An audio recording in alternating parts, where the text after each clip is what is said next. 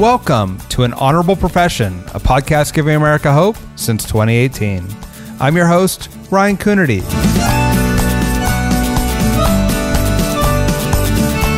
As always, a reminder that An Honorable Profession is a New Deal Leaders podcast. The New Deal is an organization that supports some of the most thoughtful and innovative voices in American politics. I've been a member of New Deal for years, both when I was mayor of Santa Cruz and now on the Board of Supervisors for Santa Cruz County. You can find us at newdealleaders.org or wherever podcasts are found.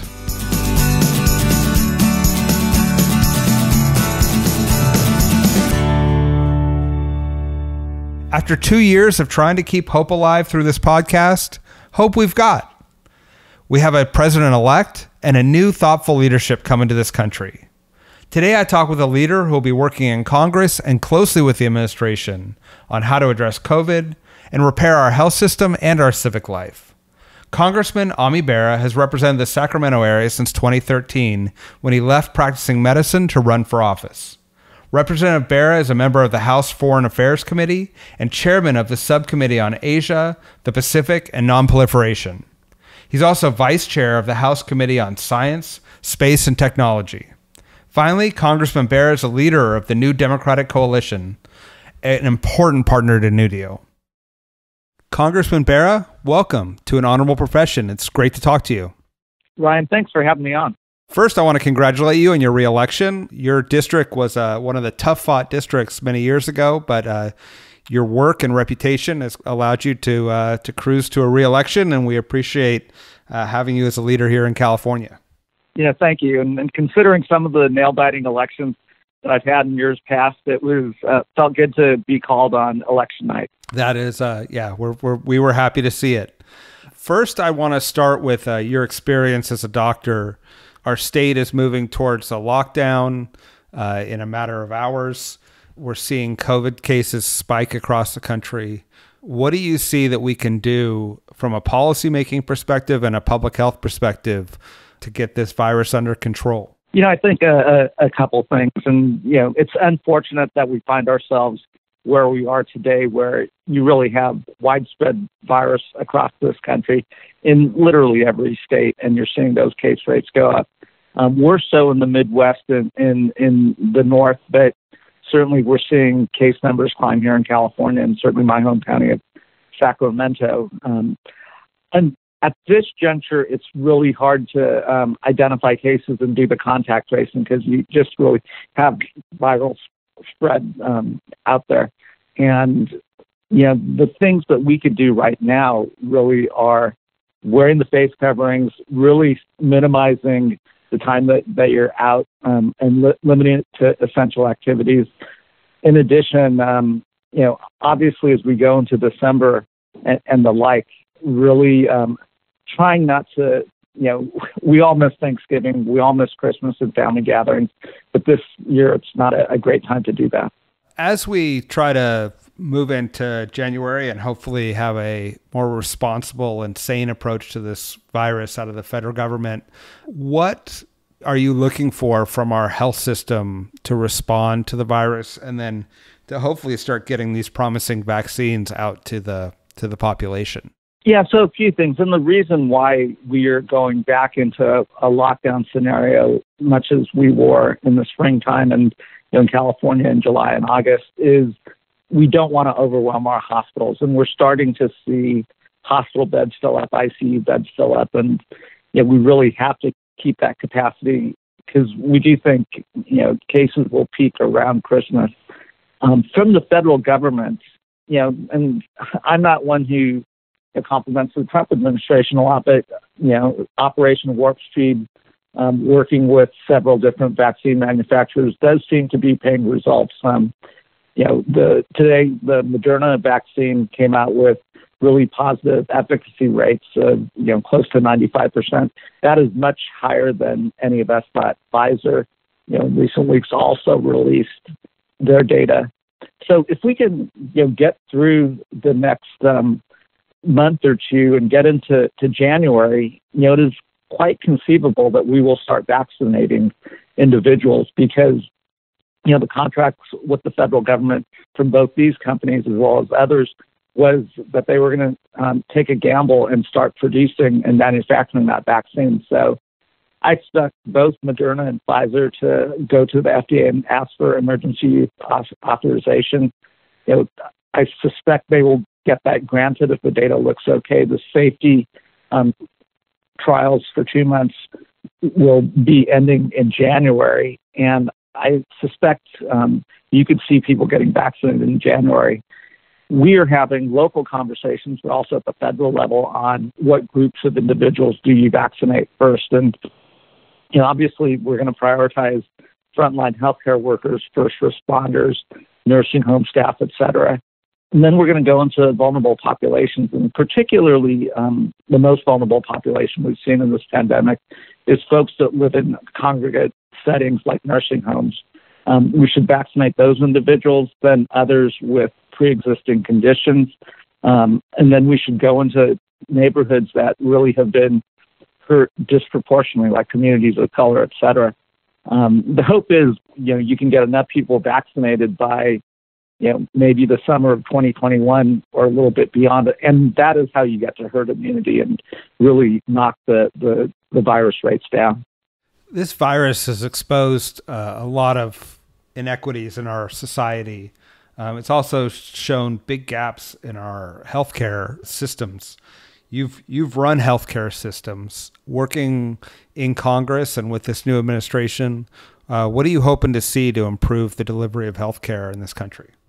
So we've always known that there are real healthcare disparities in America, that communities of color and less resource communities had less access to healthcare. They had fewer doctors and nurses, clinics, but they also had harder access to that care. And that really has come to the forefront. In addition, we've always known communities of color, the African American community, had higher rates of diabetes and other chronic illnesses. And we know those put people at particular risk for COVID-19. That also has come to the forefront. And lastly, while not a pure healthcare indicator, it really does tie into healthcare, are the economic inequities that occur in some of these communities of color and less advantaged communities. And that also has been exposed. As we battle and defeat this virus, let's also address those healthcare inequities and public health inequities, particularly in these communities. And I would hope that we both at the federal, state, and local level rise to the occasion and find the courage to have these open conversations about it. And then throw in, what we saw with the murder of George Floyd and, the law reform issues, police reform issues, social justice issues of this past summer. And again, I hope we as a nation, and certainly as a state in California, rise to have honest conversations as we start to rebuild an economy, rebuild a healthcare system that can address these inequities. Are there a couple initiatives that you're looking forward to taking, hopefully, within the first months of the Biden administration? Very much so. I actually wish we could do it in the lame duck session of Congress. We passed the HEROES Act back in May, and we knew the Senate Republicans weren't going to take up our bill, but we were hopeful that they would present a counter offer. They didn't. And then when they did finally present something in September, 3 to 4 months later, it was woefully inadequate. I'm hopeful now that the election is in the rearview mirror, there's a new administration coming in, that in the next 4 to 6 weeks in the lame duck, we could get a COVID-19 relief package. Let's find a middle ground here, because we know we need that public health workforce. Even though we're probably beyond doing contact tracing the way we would have done it in May, we still need to hire up tens of thousands of individuals, not just to help us get through the next 2 months, but also as we are looking at the logistics of vaccinating 300 plus million Americans. That's going to be a monumental task. Second, we can't wait until January 20th to start planning what vaccination looks like, what the logistics look like. If it is one of these cheap vaccines that show so much promise, they have to be stored at very cold temperatures. So the cold chain storage issues, all those are logistics that we're working through, but you really want to work through with the resources of the federal government and not do it outside of the federal government. Because I wish it was a vaccine where you could just walk into your local drugstore and get the vaccine. And it's a two-dose. These two are two-dose vaccines. So we've got to figure out the logistics of that. And we can't wait until January 20th. We've got to hit the ground running, especially if we have vaccines ready to go before the Biden administration is sworn in. I think people haven't appreciated how hard it's going to be to distribute this vaccine, and that how much, especially those of us at the local level, need federal leadership. Can you talk a little bit from both your medical experience and your congressional experience about how do we set up those supply chains in order to get this vaccine out to the American people? Yeah, so the logistics are going to be monumental. And again, if it's the two vaccines that in recent weeks have shown promising results, the Moderna vaccine and the Pfizer vaccine, those are vaccines that have to be stored at extremely cold temperatures. Now, university hospitals and tertiary care hospitals probably have the ability to do that, but that makes it that much difficult. Does everyone kind of cycle through the hospitals, or can we come up with the technology to take the cold storage into communities? And I can think about how I got vaccines when I was a kid. Often we got them in schools where you had school nurses administering the vaccine. You had a captive audience. The kids were there. So that would be helpful. We also have to put the data systems together. So everyone we're giving a vaccine to, we're monitoring. And then we've got to have the interoperable medical records. So if I'm going to, let's say, a Kaiser facility and getting that vaccine, and then maybe I go to the Sutter facility to get my second vaccine, that we're tracking all that data. Again, none of these are easy things to do. They're not, they take time to set up. They're not technically difficult. We have folks that know how to manage a lot of these logistics, but without the federal leadership, and that's where it looks like President Trump is just going to wash his hands of COVID and just let things run. I am glad that one of the first tasks that President-elect Biden did was put together his COVID-19 task force. And when I look at the doctors and scientists that are on that task force, you've got a wealth of expertise. And I'm confident that they're working through these issues. I know many of the folks on that task force. So I think they'll hit the ground running. But you'd love to then be able to talk to your county public health officers, your state public health directors, and manage those logistics. So you're starting to identify the populations that you're prioritizing first, second, and third. So as soon as you've got those vaccine supplies, you're ready to go. I do know those conversations are taking place at the state and county level, and I think that's where the Biden administration is proactively reaching out and talking to folks. That, it looks like President Trump has prevented his coronavirus task force folks from working with the Biden administration. So let's not waste time. Let's work directly with the governors and the county supervisors and others. It's terrifying that it's being delayed, but I'm hopeful that the new administration will be able to tackle this complex task. You've hinted and shown the challenges we're having with bipartisan approaches to problem solving with the HEROES Act and now vaccine distribution. This election was not as a clear mandate for the Democrats to be able to move their agenda through the legislative process and to the executive branch. What are your takeaways from this election, and how do we get to a place where we have effective policy making? I think a lot of folks were surprised by not the number of votes that Vice President Biden got, but the number of folks that came out for President Trump. And, some of those outcomes, and I'll use my own election as an example. Yes, I won on election night, but when I'm looking at my Republican opponent, who really didn't run much of a campaign, he's actually going to have the highest vote total of any Republican opponent that I've ever had. And that includes some of the most costly elections, in congressional history. Fortunately, I also grew my vote total by 50 or 60,000 and will win pretty comfortably. But I think you saw that play out in many parts of this country, that there were folks that were motivated and came out, for President Trump, and then appear to have voted down ballot Republican consistently. And I think we have to understand that, and how to speak and engage the Trump voter, how to understand and not dismiss the Trump voter. Certainly, there are some portions of those folks where you're seeing white supremacy and extreme nationalism that are there for Trump. But I think there are other populations in the Latinx community, in African American male, that voted for Trump, and I think we've got to figure out what is the message that the Trump campaign was sharing that motivated them to come out and cast ballots for him.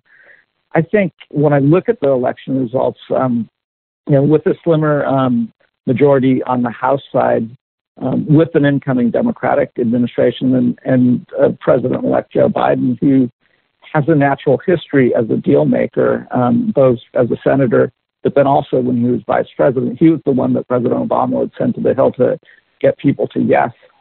I actually think it allows him to work with a center-left agenda that probably is in alignment with, while there are not many moderate Republicans left, with those few that are. And look, I don't know what Mitch McConnell will do if he retains the leadership in the Senate, but I would hope that they have an old enough and deep enough relationship between President-elect Biden and a potential leader, McConnell, that they can say, let's just get stuff done. And may not be the big things, but it might be the incremental stuff that starts to heal this nation, starts to heal our economy, and starts to get people back to work. So you've represented what was a very contentious swing district. As you said, now you've moved comfortably into winning. What is your message for the National Democratic Party about how we win more of these swing districts, and how do we build a working majority going forward? I think it's consistent with what I said when I answered the previous question, is I don't dismiss any of my constituents. I may disagree with some of their perspectives, but I'll respect that that's their perspective. And part of it is being willing to show up early in my career when you really did have a Tea Party dominant Republican Party. And Tea Party Express was founded in my district, and I would still do town halls, and they would show up, or they would invite me to things, and I would show up. And again, I'd make my case. And half this job really is showing up. And I don't want us to dismiss the Trump voter or folks that have voted for Trump. I think we've got to try to understand them. I think there are things that could find common ground. I think the economic inequities that you might see in Appalachia are similar to the economic inequities that you might see in inner city Los Angeles. And, are there policies that we can put together to bridge both that are good for folks in West Virginia, but also good for folks in middle or in inner city America? I also think, we've all talked about wanting to do infrastructure. Let's get it done. All of us, Democrat or Republican, we've got roads, bridges, highways that are in need of rebuilding. And let's do it in a smart way that helps put people to work, gives them a paycheck, and builds the economic engine that we need to have a prosperous 21st century. So that would include rural broadband. That would include, trying to modernize and bring so many of the public schools into the 21st century so they're modern learning environments. It's also, we ought to have 21st century transportation systems, looking at what public transportation looks like, addressing issues of housing affordability and how you pair that with transportation systems and public transportation, but not building what we had in the 20th century, but really thinking about those millennials and that next generation, how they want to live, how they want to work, how they want to move around. And again, I would hope those are things that we could all agree on as Americans, not as one party or the other party. And I think you've been a leader in pushing those sorts of initiatives through the New Democrat Coalition, which has worked with New Deal and a lot of other organizations. Can you tell our listeners a little bit about that coalition and what you're going to be prioritizing? As you mentioned, I assume it'll be infrastructure as well as economic justice and opportunity. But tell us about that work and how you think that might shape both the future of policy, but also politics in America. Yeah, no, and the partnership that the New Democrat Coalition has had at the congressional level with the New Deal leadership at the state and local level has been great. And, we're thrilled that, we're getting a New Deal leader in the former Tacoma mayor, Marilyn Strickland, who just got elected to Congress. She's going to be a great new member of Congress. And, others that, we're holding out hope that Ben McAdams pulls through on his race. And then we watched another New Deal leader, Pete Buttigieg, the mayor of South Bend, Indiana, just, captivate folks with his presidential run. And I think Pete's got, Mayor Pete's got a great future ahead of us. I actually think, when we think about some of these policies, we almost have to think about them as mayors or county supervisors, because mayors and county supervisors have to get things done. They don't have the luxury of not implementing policies and balancing budgets and figuring out how to pay for it. We, as the New Democrat Coalition, are a group of, right now, 104 pragmatic, economic, and innovative-minded leaders in Congress. We're the largest ideologic caucus in Congress. We may not have the highest Twitter following because we actually like to sit down and work through the policy and get to yes. I believe we will stay the largest caucus, and in fact, the only seats that we flipped from Republican to Democrat in 2018 and in this cycle were New Dem endorsed candidates, and we will have flipped a couple seats, and there's still a few races left to be called. I think we will hit the ground running. Obviously, now that President-elect Biden is going to be President Biden, he will set some of that agenda. But, being close to the Biden team, I know the first, second, and third focus is going to be defeating the virus and then rebuilding the economy. And, from their perspective, and I would agree with that, those are essentially the same thing. You can't have an economic rebound without having defeated the virus. And so I think we'll work very closely with him, hopefully prior to his coming into office, but certainly hitting the ground running on January 20th. I also think there will be a few things that the Trump administration did through executive action that Vice President Biden will undo fairly quickly. But then I think we get down to the hard challenges of rebuilding the number of jobs that were lost and really starting to give people a paycheck and not an unemployment check. And in some ways, this is going to be harder than it was a decade ago with the Great Recession, because now we're going to have to build new industries. And that would start with infrastructure, but it also starts with addressing healthcare inequities and the cost of healthcare and seeing if you can't get to universal coverage. Particularly, again, in the pandemic, it might create some opportunities for us to rethink what 21st century healthcare delivery looks like. After that, we know a lot of our kids have faced challenges with school shutdowns, et cetera. Can we reinvigorate and bring public education, K through 12, into the 21st century? Can we address the cost of higher education and really think of this as an investment that we're making in the future of the country, much as it was when I was going to college and medical school, and knowing that those investments pay a return on investment by, I was able to become a doctor and congressman and, not have a mountain of debt. So there's plenty of things to work on. I think we have a president and vice president that are coming in who, it's not his motto, but it's kind of my motto for President Biden, which is get stuff done.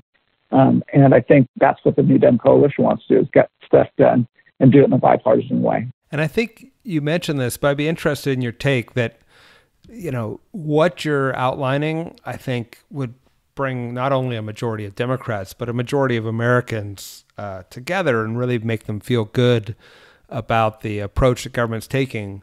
but it's not likely to go viral on Twitter or other places.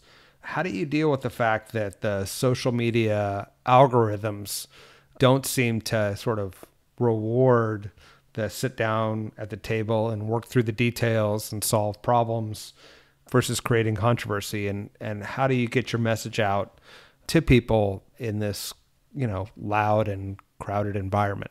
It is that if you have the answer to that question, certainly share it with me. It's not easy, and it's where I think each of us then have to go back to our districts and let them know and make sure our constituents know how hard we're working on their behalf. And obviously that's doing constituent services work, but it's also if we actually are building those bridges or overpasses or filling the potholes, when we go out to those ribbon cuttings, people will notice and people will start to think, hey, things are getting done.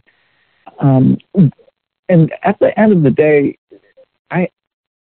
yes, some folks are going to have really big Twitter followings and so forth, but I think the vast majority of folks are just saying, you know what, how can I pay my rent this month? How can I put food on the table?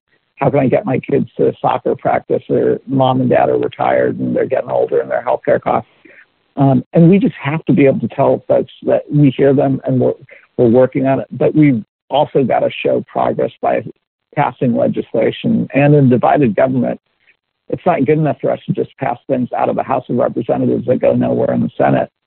We ought to pass things that you can get enough votes in the Senate that would go to the desk of President Biden and he's willing to sign. And I think that's where President Biden really is going to shine. I don't think he will hesitate to pick up the phone and talk to the Republicans in the Senate and then work with our leadership. He is now the leader of our party, so he will be driving the agenda, and I'm excited to work with President Biden and Vice President Harris.